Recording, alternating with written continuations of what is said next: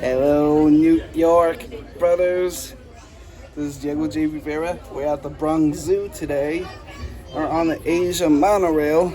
We'll start soon. Welcome aboard the Wild Asia monorail. Let's start right now. Please find your final seats and stay away from the closing doors. Toot toot! And welcome aboard the Wild Asia monorail. Good morning, folks. My name is Katie. Not like Perry, I'm not a singer. I'm your tour guide. And today you will be our field scientist in training.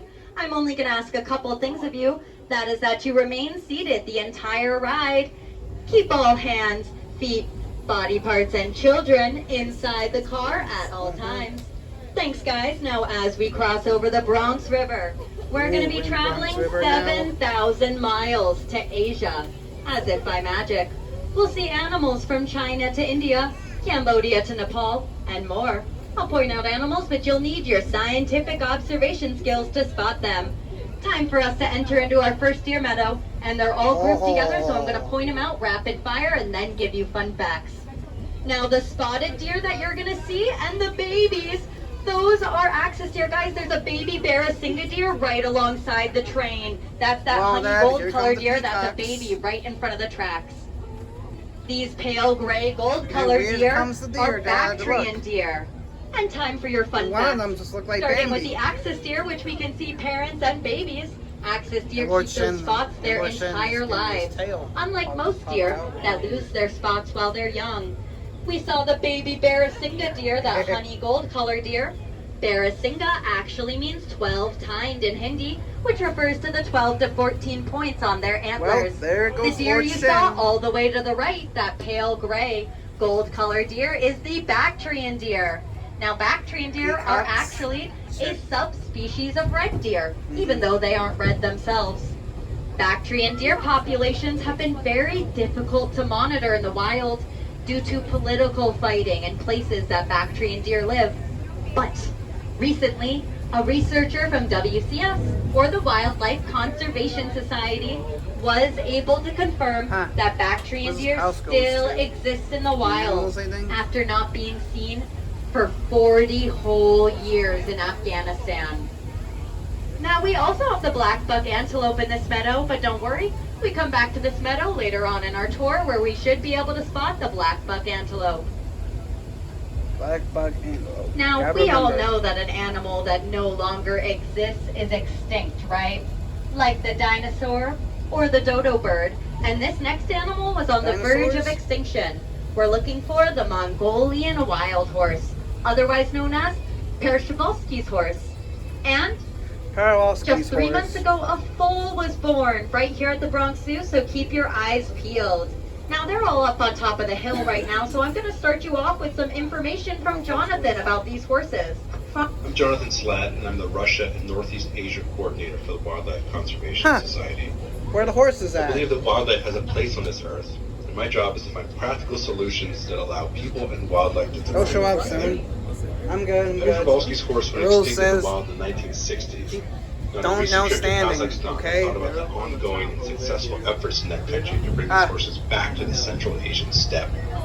The world needs happy stories to watch the impossible become possible and to see hope restored. And that's what's happening today with Przewalski's horse.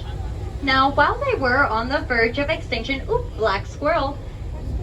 Recently, there has been some reintroduction of Mongolian wild horses back into the wild in both Mongolia and China. These were from zoos in North America, like the Bronx Zoo, and zoos in Asia.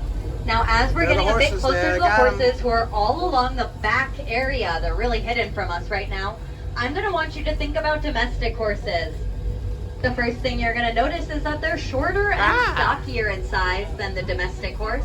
There they They are. have an erect mane, or their mane stands straight up, and they're missing a forelock, or the piece of mane that dangles in front of the forehead.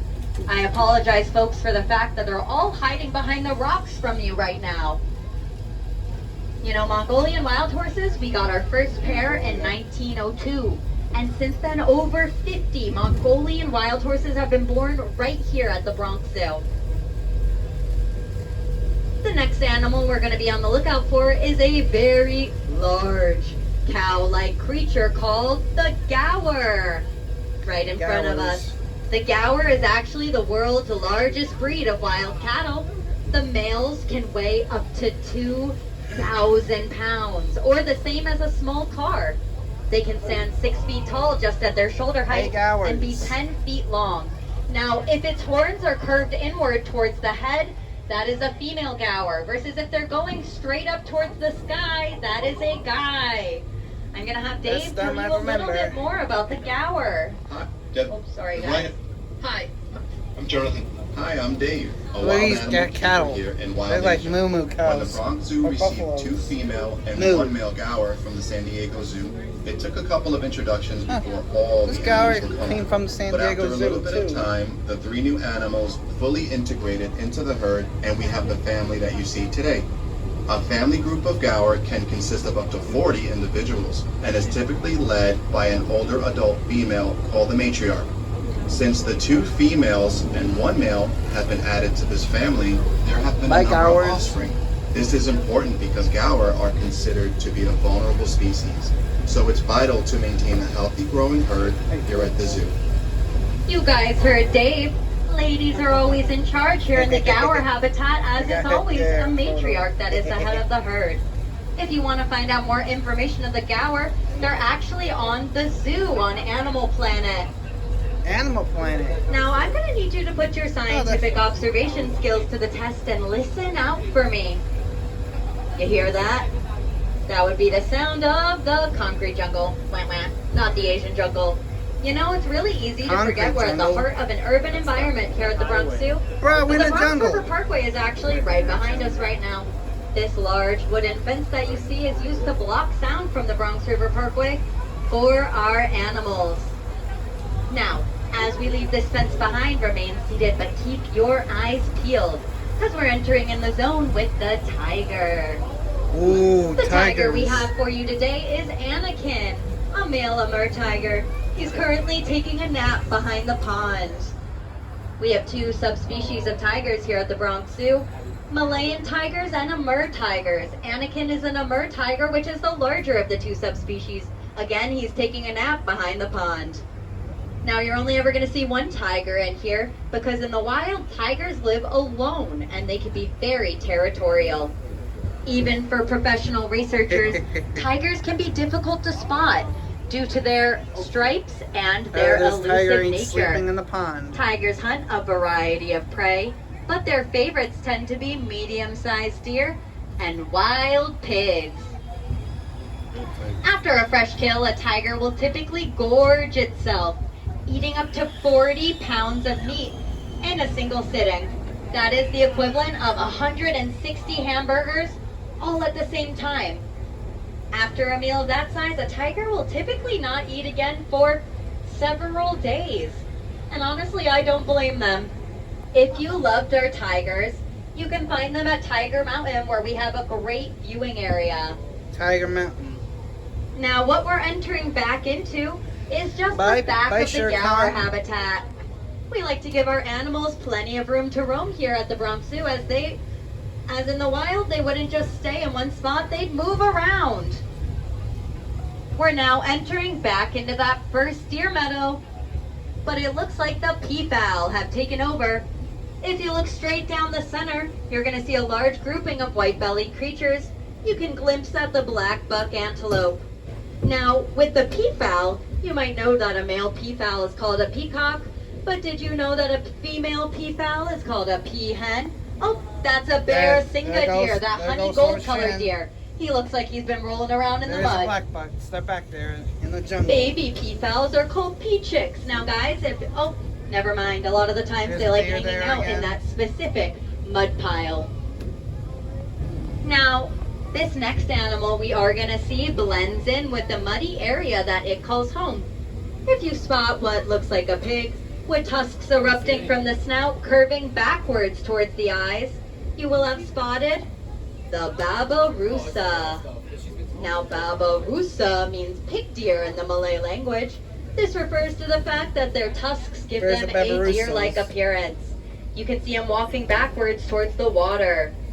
If it has tusks, it's a male, versus if it has no tusks, it's a female. Okay, I think The males just will use behind the these bamboos. tusks to fight off other males And the next one's right along the fence, but don't stand up. You still won't be able to see it. He's basically under the train. They'll use these tusks to fight off other males and win a mate. Now guys, if you struggle with the babirusa, don't worry. You won't be able to miss this next animal. It's the elephant. We have an Asian elephant named Happy for you here today. Do you see this tree trunk? That's a happy-sized back scratcher. Now as we get a bit closer, I want you to take a look at her trunk for me. At the end of her trunk, you're going to notice a finger-like appendage. This finger-like appendage is very versatile. She can use it to both gently pluck blades of grass from the ground and also to rip tree branches out from above her with great force. Can you guess how many muscles are inside the trunk of an elephant? Any guesses? One. Now, there's actually 40,000 muscles in the trunk of an elephant. So just times that by 40,000 and you are right on. Now, our elephants are very well cared for here at the Bronx Zoo as they receive both baths and pedicures every single week. For free, I might add. Now wave goodbye to Happy as we leave her behind. And get ready, because we're about to say hi to another large land mammal. See you later, this one Horton. appears like it has armor-plated skin, a horn coming from its nose, weighing 3,500 pounds, the greater one-horned rhinoceros. Now they're both at the right side of the habitat, so we're going to see them in just a minute. Now, the reason I said that they appear like they have armor plating is because rhinos actually have really soft and sensitive skin. They'll wallow in mud wallows like the one you see before you for hours at a time to protect their sensitive and soft skin from both the sun and from There's insects. chipmunk down there, Dad. Now, you might know rhinos are considered highly endangered. So here at the Bronx Zoo, we participate in a species survival plan. This is essentially a breeding program done with other zoos meant to increase the genetic diversity of these amazing animals. Now, do we have any moms aboard the monorail right now? Raise your hand for me, moms. Let's give a shout out for our moms. Woo! And picture this for me. Can you imagine being pregnant for 16 months? I know, I can't either, and that's how long our rhinos are pregnant for. And it's not over with then. They wean their babies for another 12 to 16 months. Babies will stay with their moms for 2 to 3 years. The two rhinos that you see in the mud wallow before you are Priya and Patrick. Priya is actually Patrick's mom. She gave birth to him 3 years ago, right here at the Bronx Zoo. The mud wallow that they were in was first made in 1977. Since then, countless rhinos have stomped around inside to make it the perfect size. Here's some more information about our rhinos. The rhinos you see here are Indian rhinos. We work with habitats all over the world that are homes to rhinos. Here is a note from our field office in Sumatra, Ed Hulan, who works with the Sumatran rhino. Sumatran rhinos are the smallest of the world's rhinos, and they are considered critically endangered.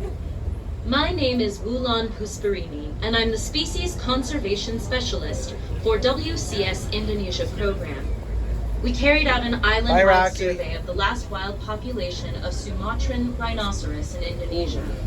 With so many unknowns on how to manage Sumatran rhinos in the wild still in the jungle, Dad.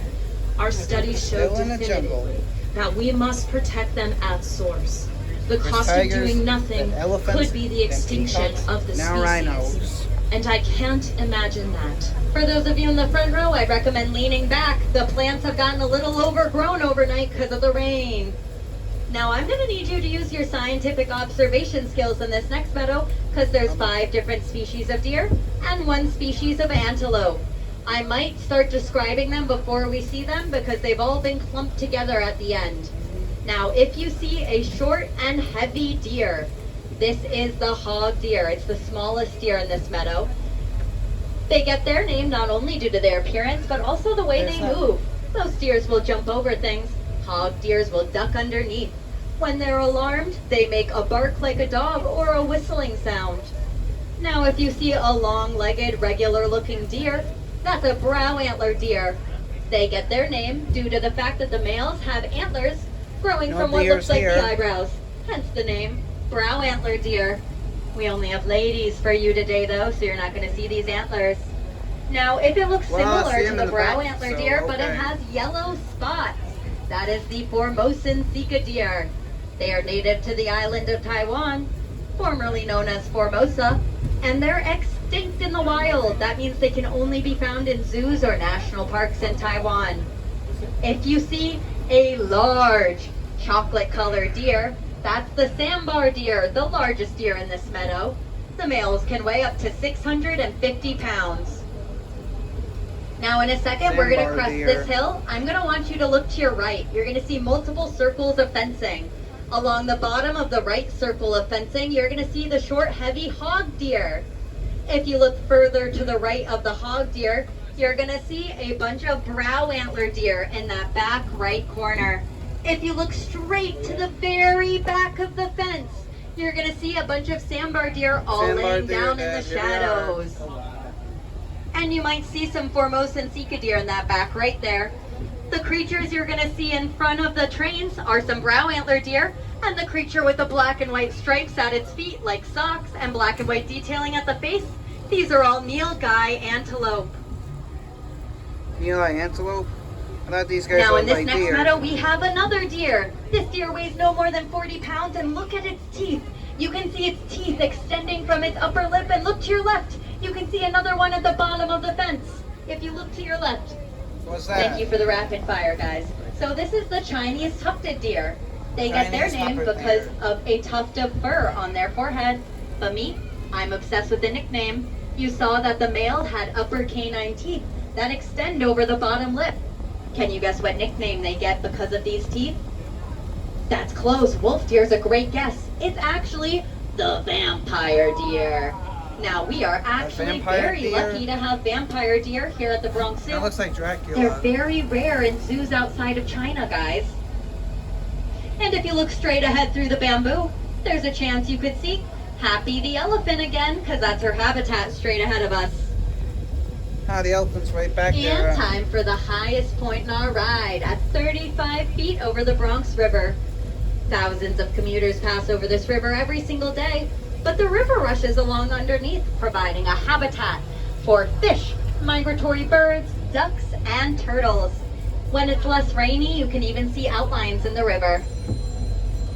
Now this next rocky terrain is the perfect home for these two species of wild goat.